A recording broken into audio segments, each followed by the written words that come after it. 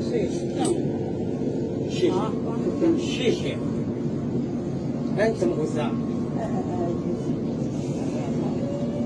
你就换一个吧。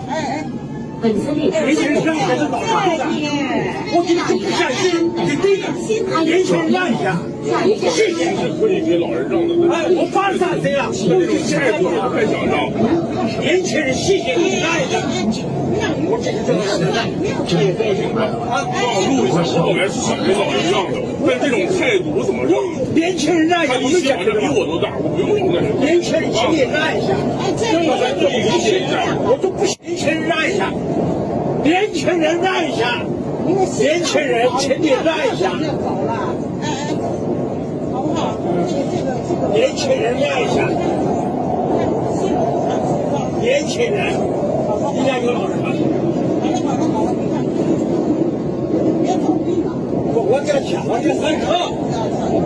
各位觀眾，今日有一段大陸地鐵關愛座爭執嘅影片喺網絡瘋傳，我哋熟悉嘅關愛座批鬥文化竟然蔓延到大陸，而今次主角又係一個以為自己有特權嘅兩蚊人，佢對待男仔嘅粗暴行為，連啲大陸網民都覺得好離譜。而家我哋就嚟詳細報道呢單事件經過。事發時間係一個下晝，當時地鐵車廂逼滿乘客，一個兩蚊人一上車，佢就即刻鎖定關愛座嗰個男仔。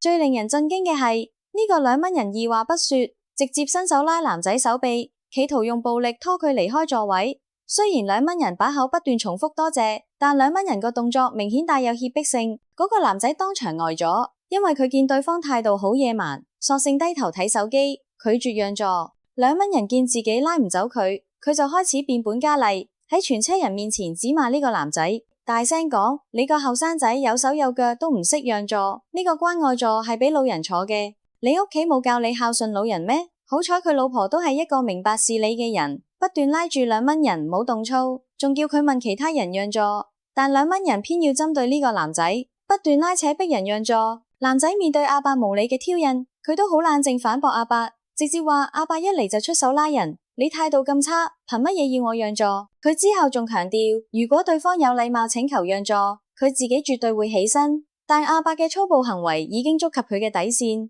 而家唔係讓座問題，係你唔識尊重人。男仔隨即要求乘客報警處理。阿伯見施壓無效，就使出道德綁架呢招絕招，佢一直喺度大叫：年輕人讓一讓，你屋企都冇老人家咩？阿伯企圖煽動群眾壓力，可惜全車乘客冇人聲援佢。影片更加錄到旁觀者竊竊私語，話呢個阿伯好霸道。最終男仔堅持唔讓座，阿伯亦都死咬唔放。影片到此結束。其實關愛座原意係幫助有需要嘅人，而唔係俾某啲人當係私家座咁濫用。今次事件反映兩個問題：第一，有部分長者將被讓座視為必然，甚至用暴力逼人就範；第二，關愛座批鬥係咪一種道德勒索？我個人絕對支持男仔做法，因為讓座係美德，但係絕對唔係義務。你自己係老人家，但連基本尊重都唔識，真係憑乜嘢要後生仔讓俾你？與其縱容呢種惡霸行為，不如學男仔企硬到底，讓座係可以嘅，前提係你嘅態度要好啲咯。